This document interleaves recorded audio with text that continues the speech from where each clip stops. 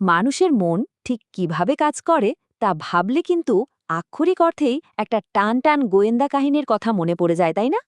আমরা প্রায়ই ভাবি যে আমাদের প্রতিটি সিদ্ধান্তই বুঝি একদম নিখুঁত এবং যুক্তিনির্ভর, কিন্তু আসলে ব্যাপারটা তা নয়।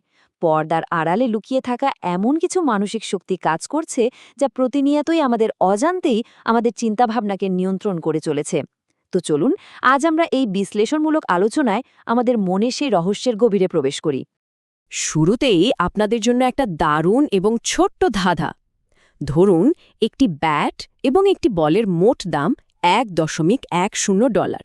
ব্যাটের দাম বলের চেয়ে ঠিক $1.00 বেশি। তাহলে বলুন তো, বলটির দাম কত? একটু ভেবে দেখুন তো। আমি নিশ্চিত আপনাদের অনেকেরই মাথায় সাথে সাথে 10 সেন্ট উত্তরটা চলে এসেছে, তাই তো? বেশিরভাগ মানুষের মস্তিষ্কই তাৎক্ষণিকভাবে এবং কোনো চেষ্টা ছাড়াই 10 সেন্টকে একদম সুস্পষ্ট উত্তর হিসেবে ধরে নেয়। মনে হয় এটাই তো স্বাভাবিক। কিন্তু একটু হিসাব করলেই বুঝবেন, যদি বলের দাম 10 সেন্ট হয় আর ব্যাটের দাম $1 বেশি অর্থাৎ $1.10 হয়, তাহলে তো মোট দাম হয়ে যাবে $1.20। তার মানে উত্তরটা সম্পূর্ণ ভুল। সঠিক গাণিতিক উত্তরটা কিন্তু আসলে 5 সেন্ট। অবাক হচ্ছেন? এই সাধারণ গাণিতিক ভুলটা কিন্তু প্রমাণ করে দেয় যে আমাদের মন কত অনায়াসে একটা আকর্ষণীয় কিন্তু ভুল সিদ্ধান্তকে কোনো রকম যাচাই বাছাই ছাড়াই মেনে নিতে পারে। আমাদের মস্তিষ্ক আসলে সবসময় একটু শর্টকাট খুঁজতে পছন্দ করে, আর এই প্রবণতাই অনেক সময় আমাদের বড় বড় ভুলের দিকে ঠেলে দেয়। আর ঠিক এই জায়গাতেই আমাদের এই মানসিক গোয়েন্দা কাহিনীর মূল 2 সন্দেহভাজন চরিত্রের আগমন ঘটে। আমাদের 2 ধরনের চিন্তা পদ্ধতি। সত্যি বলতে, আমাদের মনের ভেতর যেন দুটো সম্পূর্ণ আলাদা চরিত্র বাস করে। একদিকে রয়েছে সিস্টেম 1, যা অত্যন্ত দ্রুত, স্বজ্ঞাত, আবেগপ্রবণ এবং একেবারে স্বয়ংক্রিয়ভাবে কাজ করে। অন্যদিকে রয়েছে সিস্টেম 2, যা অনেক বেশি ধীর এবং চরম যুক্তিবাদী, কিন্তু একই সাথে অবিশ্বাস্য রকমের অলস। দৈনন্দিন জীবনে আমরা যে কাজগুলো না ভেবেই করে ফেলি, যেমন ফাঁকা রাস্তায় হাঁটা বা পরিচিত কারুর মুখের ভাব পড়া, সেগুলো ওই দ্রুত গতির সিস্টেম 1 নিয়ন্ত্রণ করে। আর যখনই আমাদের কোনো জটিল গণিত সমাধান করতে হয় বা অপরিচিত শহরে পথ খুঁজতে হয়, তখনই কেবল এই অলস সিস্টেম 2কে রীতিমতো জোর করে জাগিয়ে তুলতে হয়। এই চমকপ্রদ ধারণাগুলো কিন্তু নোবেল বিজয়ী ড্যানিয়েল কাহনেম্যানের যুগান্তকারী বই থিঙ্কিং ফাস্ট অ্যান্ড স্লো এর একেবারে মূল ভিত্তি। আমরা মানুষরা নিজেদের অত্যন্ত যুক্তিবাদী বা সিস্টেম 2 দ্বারা পরিচালিত বলে মনে করলেও কাহনেম্যান দেখিয়ে দিয়েছেন যে আমাদের বেশিরভাগ দৈনন্দিন পছন্দ এবং সিদ্ধান্তের আসল রচয়িতাই হল ওই স্বয়ংক্রিয় এবং দ্রুতগামী সিস্টেম 1। আমরা ভাবি আমরা খুব চিন্তা করে সিদ্ধান্ত নিচ্ছি, অথচ পর্দার আড়াল থেকে আসলে কলকাঠি নাড়ছে সেই দ্রুতগতির মন। আচ্ছা, এবার চলুন দেখি মনের এই স্বাচ্ছন্দ্য এবং মানসিক অলসতা কিভাবে আমাদের নিয়ন্ত্রণ করে। সিস্টেম 1 মূলত কগনিটিভ ইজ বা মানসিক স্বাচ্ছন্দ্য খুব পছন্দ করে। ব্যাপারটা কেমন জানেন? যদি কোনো তথ্য একটি পরিষ্কার ফন্টে লেখা থাকে অথবা আপনার সামনে বারবার বলা হয়, তবে মস্তিষ্ক খুব সাবলীলভাবে সেটাকে গ্রহণ করে। মস্তিষ্ক তখন খুব সহজেই ওই আরামদায়ক পরিচিত অনুভূতিটাকে আসল সত্য বলে ভুল করে বসে। কোনো মিথ্যা খবর বারবার প্রচার করলে মানুষ কেন সেটা সহজে বিশ্বাস করে ফেলে, এটা তারই একটা বড় কারণ। যা মস্তিষ্কের জন্য সহজ, সিস্টেম 1 তাকেই সত্য বলে ধরে নেয়।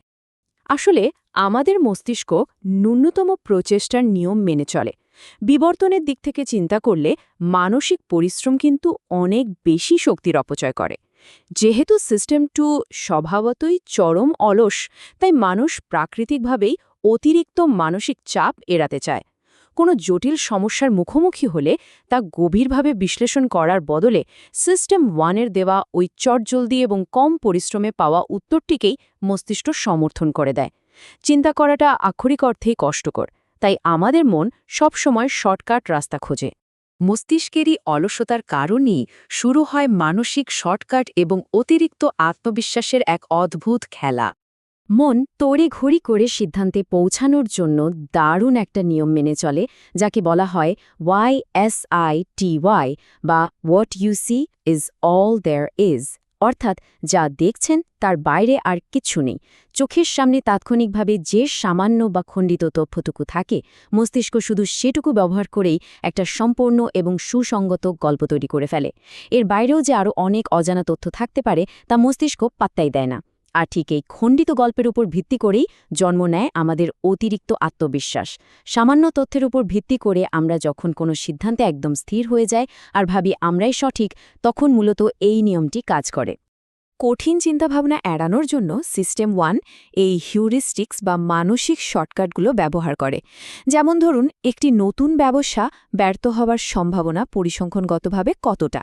এই কঠিন প্রশ্নের উত্তর না খুঁজে মস্তিষ্ক বরং চিন্তা করে যে একটি স্টার্টআপ বিপর্যয়ের দৃশ্য কল্পনা করা কতটা সহজ।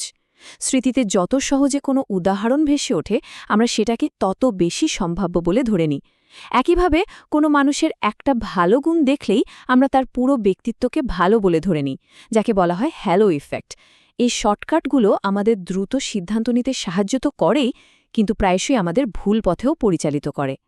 এবার আসুন অর্থনীতি এবং দৈনন্দিন সিদ্ধান্ত গ্রহণের ক্ষেত্রে একটা যুগান্তকারী ধারণায় প্রসপেক্ট থিওরি এবং ক্ষতি এড়ানোর প্রবণতা বা লস অ্যাভার্শন। লস অ্যাভার্শন বা ক্ষতি এড়ানোর তত্ত্বটি মানুষের আচরণের এক অদ্ভুত দিক উন্মোচন করে। ধরুন, আপনি $100 পেলেন, আপনার যতটা আনন্দ হবে ঠিক ওই একই পরিমাণ অর্থ অর্থাৎ $100 হারালে আপনার মনস্তাত্ত্বিক যন্ত্রণা তার চেয়ে বহুগুণ বেশি তীব্র হবে। মানুষের মন প্রাকৃতিকভাবেই লাভের চেয়ে ক্ষতি এড়ানোর দিকে বেশি ঝুঁকে থাকে। সম্ভবত বিবর্তনের ধারায় বেঁচে থাকার তাগিদেই আমাদের মস্তিষ্ক প্রাপ্তির চেয়ে হারানোর প্রতি এত বেশি সংবেদনশীল হয়ে উঠেছে। এই প্রবণতাটা যে কতটা শক্তিশালী তা 2.5 মিলিয়নেরও বেশি পেশাদার গল্ফ শট বিশ্লেষণ করে দেখা গেছে। ডেটা দেখায় যে খেলোয়াড়রা যখন নিশ্চিত ক্ষতি এড়ানোর জন্য অর্থাৎ বগি ঠেকানোর জন্য শট করে, তখন তারা অনেক বেশি সতর্ক এবং মরিয়া থাকে।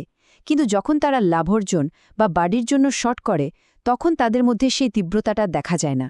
একবার ভাবুন, ক্ষতি এড়ানোর এই তাড়না পেশাদারদের আচরণকেও প্রবলভাবে নিয়ন্ত্রণ করছে, অথচ একজন পেশাদার খেলোয়াড়ের কাছে প্রতিটি শটের মূল্য কিন্তু গাণিতিকভাবে সমান হওয়াই উচিত ছিল।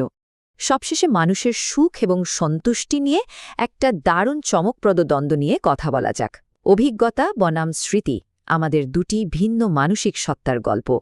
গবেষণায় দেখা যায় আমাদের ভেতর আসলে দুটো সম্পূর্ণ ভিন্ন সত্তা কাজ করে। একটা হলো অভিজ্ঞতা গ্রহণকারী সত্তা, যে রিয়েল টাইমে বাস্তব ঘটনাগুলোর মধ্য দিয়ে বাঁচে, আর অন্যটা হলো স্মৃতি ধরে রাখা সত্তা, যে ঘটনাগুলোর স্মৃতি রেকর্ড করে রাখে। মজার ব্যাপার হলো, এই স্মৃতি ধরে রাখার সত্তা কিন্তু পুরো অভিজ্ঞতাকে সমানভাবে মনে রাখে না। এটি মূলত চরম আবেগের মুহূর্ত এবং ঘটনাটি ঠিক কিভাবে শেষ হলো তার উপর ভিত্তি করে স্মৃতির গল্পটি নতুন করে লেখে। ধরুন, একটা দারুণ ছুটির দিনের শেষটা যদি কোনো কারণে খারাপ হয়, তবে স্মৃতি ধরে রাখার সত্তা রায় দিয়ে দেয় যে পুরো ছুটিটাই খারাপ ছিল, যদিও হয়তো ছুটির বেশিরভাগ সময়টাই দারুণ আনন্দদায়ক ছিল। মনের এত সব ফাঁদের কথা তো জানলাম, কিন্তু এখান থেকে বাঁচার উপায় কি? চলুন আরও উন্নত চিন্তার কিছু প্র্যাকটিক্যাল টিপস দেখে নিই। এই মানসিক পক্ষপাতিত্বগুলোকে পরাস্ত করতে হলে আপনাকে আগে বুঝতে হবে কোন পরিস্থিতিতে সিস্টেম 1 ভুল করতে পারে। জীবনের কোনো গুরুত্বপূর্ণ সিদ্ধান্তের ক্ষেত্রে কেবল স্বজ্ঞাত অনুভূতির উপর ভরসা করলে চলবে না। স্বাধীন ডেটার মূল্যায়ন করা, সুন্দর ফন্টে লেখা তথ্যের মোহ থেকে বেরিয়ে আসা এবং ওই অলস সিস্টেম 2কে সচেতনভাবে জাগিয়ে তোলাই হল বিভ্রান্তি থেকে বাঁচার একমাত্র উপায়। আর হ্যাঁ, বিশেষজ্ঞের অনুভূতির উপর কেবল তখনই ভরসা করবেন যখন জানবেন সেই বিষয়ে তাদের হাজার হাজার ঘণ্টার নিবিড় অনুশীলন রয়েছে। আমরা আমাদের এই বিশ্লেষণমূলক আলোচনার একেবারে শেষে চলে এসেছি। তবে বিদায় নেওয়ার আগে আপনাদের জন্য গভীর একটি প্রশ্ন রেখে যেতে চাই। আপনাদের যে মন এখন এই তথ্যগুলো স্মৃতিতে ধরে রাখছে, সে কি সত্যি বুঝতে পারছে যে অভিজ্ঞতা গ্রহণকারী মন এইমাত্র ঠিক কী বাস্তবতার মধ্যে দিয়ে গেল? মানুষের মন আসলেই এক গোলকধাঁধা। নিজেদের চিন্তার এই প্রক্রিয়াগুলোকে চিনতে পারা মানেই হল আরও উন্নত ও সচেতন এক জীবনের দিকে আর এক ধাপ এগিয়ে যাওয়া। ভালো থাকবেন।